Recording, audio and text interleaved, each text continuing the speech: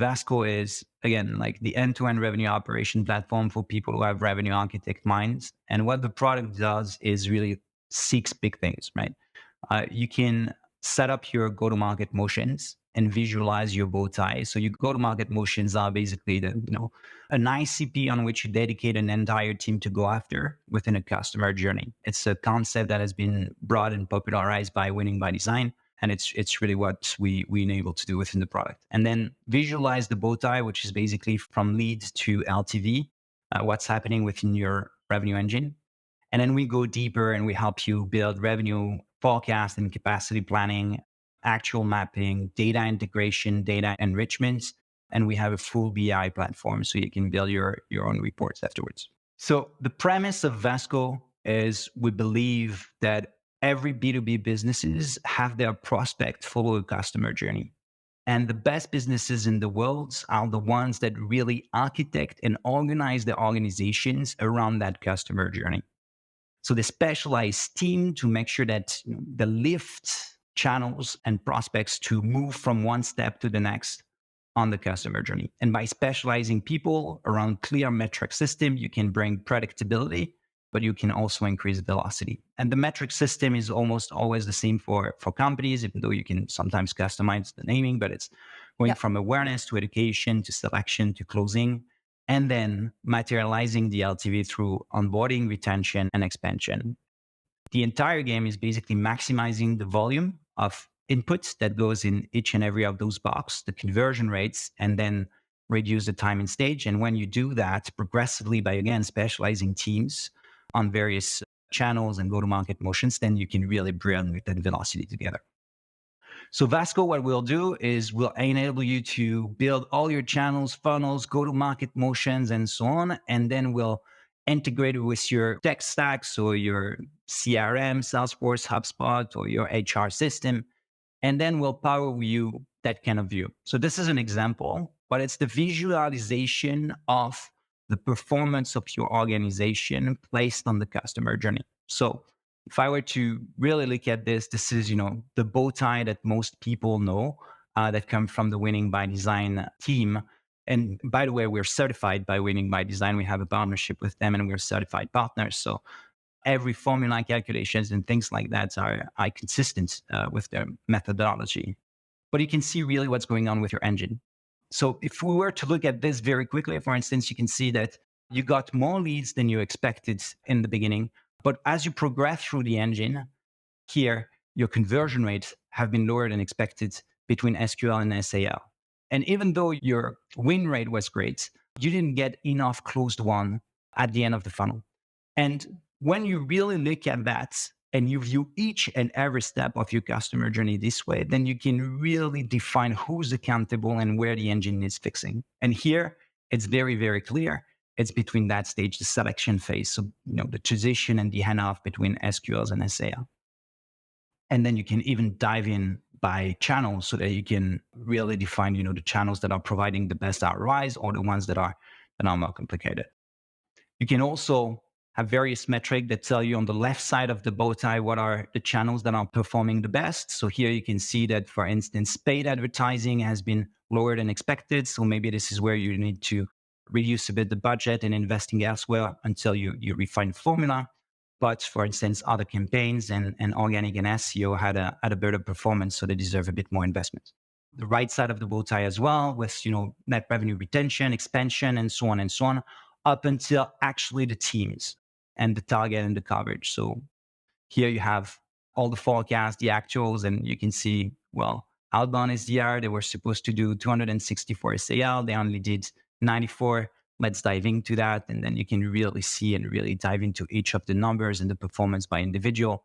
And if you see that you're actually needing to add more people so that you can get your coverage on track, then Vasco also helps you manage your workforce and build targets and forecasts. So it's really that 360 that you get on your entire go-to-market engine so that you can make more educated decision. And when you're running those QBR, those monthly business review, those weekly business review, you get the real view of where the accountability should lie and what you should be focusing on, rather than trying to only rely on anecdotal feedback so that you can find how to improve and perform.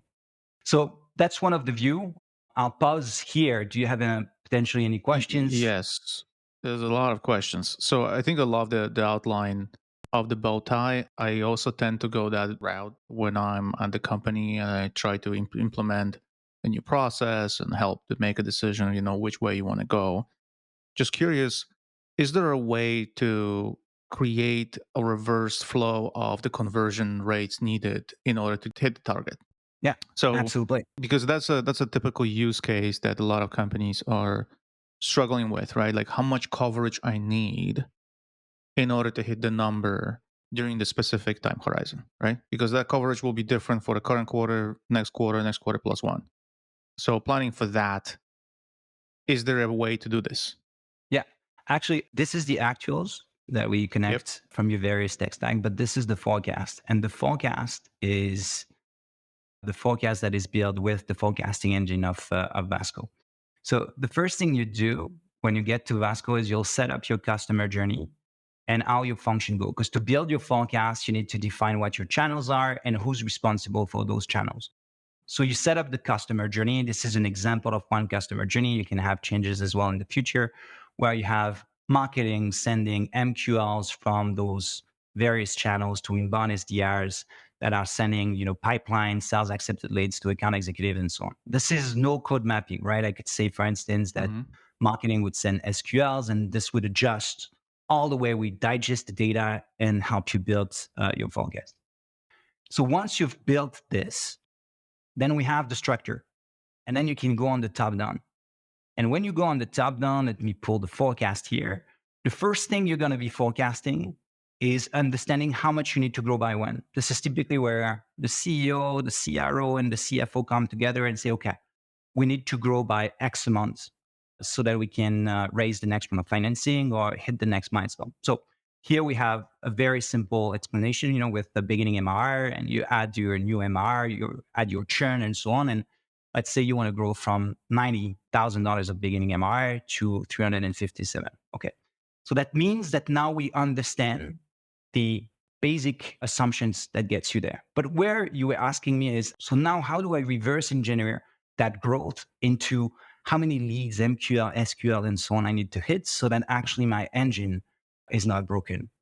And this is where Vasco helps you to get a little deeper. So we have configured all those channels. You define Hmm. how much they're going to contribute.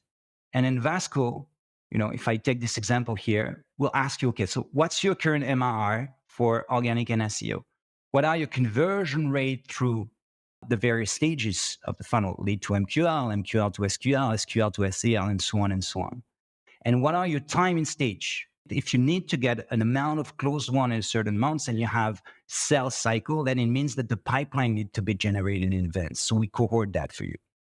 And as we do that, then Vasco is going to tell you exactly how many leads, MQLs, SQLs, SAL, and customer one you need to do through the funnel, cohorted with your timing stage, so that you give yourself the chances of getting your macro goal, which is to grow from 90 to $350,000 of MR. And now that you know this, then your bottom up and the targets of your team, they become mathematical because you've said, for instance, that outbound SDR is in charge of this channel outbound, right?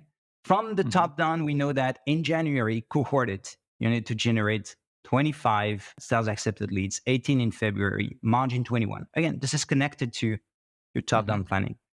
You put a little buffer, and then that gives you the targets. A target that is really related to your plan. And then what you do is you get into that function, you add your people, and then you add their targets. And then you try to make sure that that coverage here, which is what you were referring to, the sum of the targets of all individuals reach 100% so that, the capacity of your team is enough Hmm.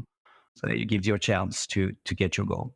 Here, for instance, we're lacking coverage. So basically sending the team on a death march. So you might consider just adding people and hiring, and then you would have your people and you would define their targets and so on. And once they go here, then you can add their quota. And if you add their quota, then it's going to adjust the coverage, and you can make sure that you build your hiring plan in order to fit what the goal of the company are. Yeah, I think it's super helpful when you try to justify the expense, right? Because very often is that, you go to your CFO and you talk to them and say, I need more headcounts. Well, and then why you need them? Well, here's why I need them, right? And this is a easy way to really make this connected and see, where the gaps are coming from, and also review the assumptions because that's a big part of that forecast that you just walk us through, right? Typically, CFO, they want to see numbers. I think Vasco kind of bridges the conversation gap that you have between the CRO and the CFO by giving the arguments for the CRO to mathematically justify why he's asking for budget. And here we're talking about the main plan, but most of the time you'll have the CEO says, okay, I want to have a plan where we don't grow by 40% year over year, we go by 60% year over year. And Vasco, through that method, will tell you, okay, this is the new plan. Perfect. This is how much it's going to cost you. This is how many higher you will need to get at which part of the funnel.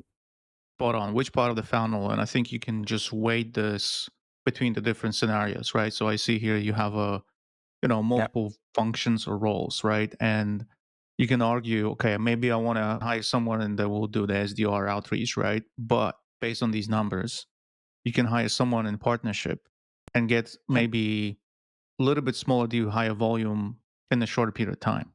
That's a good Yep. trade-off, right? And that's kind of the merit of the conversation that the RevOps can facilitate together with finance, for the CFO and the CRO to agree on which direction they should go. I like that, and because I've been there. So, and you don't have to be a CFO to ask the questions about numbers. I'm asking the numbers. I'm always asking about numbers. Absolutely. And most of the time, the CFO view typically is, I think I heard Lazy says, by function, right? And most of the time, I think the CFO and FP&A view stops at account executive, which is basically how many people and what are their quota you need to hit so that you can get the top line. But if you don't have the pipeline, if you don't have the MQLs, if you don't have the things that have been on the left side of the bow tie that are there, then you don't have enough to feed those account executives. And you can, in theory, think that you're covered, but the reality is that you will not generate the pipeline that is needed so that the customer journey doesn't break. Yeah, I agree. It's all about three things. First is the baseline.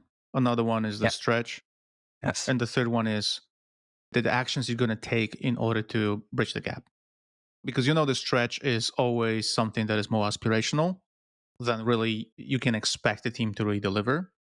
And then you have to create a plan that actually will get them to that stretch area from the baseline that they operate, right? And so some companies just overshoot and not deliver because they didn't create the action plan, or the stretch was so far off from the baseline, or the baseline was too low, right? And they overachieved even though they could go a little bit further. So classic sandbagging case. But I think here you can have a visibility, and also you bring a lot of transparency off the shelf, connecting a couple of things together, right? You have a process, you have a metrics that are getting impacted, you have a headcount, so cost planning, and then you can have a relation between the top line and the cost. Because I saw on your landing page there was a cost category, and I was just wondering whether this is a CAC or this is a total spend. How do you structure this? But I think it's helping to connect all these pieces together. You have the entire cost that it can put. We work very, very, very hard also to build an attribution of cost that is really precise to the channel level or to the go to market motion level. Most Mhm. of the time, I see companies building budget and cost, but doing very, very rough aggregation of those costs. And in reality, your LTV over CAC, your CAC payback, your unit economics metric, they're only accurate at the company level, but they don't provide you insights at the channel level or the go-to-market motion level. And I've been in Santa Cruz for a Winning by Design conference, and this is what they've been really advocating. I fully agree with this. Is it's great to have those unit economics at the company level, but it doesn't tell you where you need to accelerate or decelerate. You may have a couple of channels, for instance, paid social, where you've been spending $5 million and that has an LTV of a CAC of 0.5x. This is actually an example I saw in a company. And they don't realize it because they've only been looking at LTV over CAC at the company level and with 3x, and people were thinking that, okay, we can still continue to accelerate. And now that we are at a time where capital has become a bit more expensive and sustainable growth has become kind of the theme that's coming up, understanding where you win and where you should be allocating resources has become absolutely critical, I think, for those startups if they want to raise a Series B, Series C, Series D. Yeah, doing LTV to CAC by channel is very hard, and you're working with, like, the finance team to get the costs, and then you're going in and trying to, like, marry this data together. This tool to me takes a bunch of spreadsheets, a bunch of CRM reports, a bunch of financing reports, and puts them all into Yeah. one platform, and so your, analytics team is no longer trying to get data together, but they actually can go in and start, like, analyzing that data.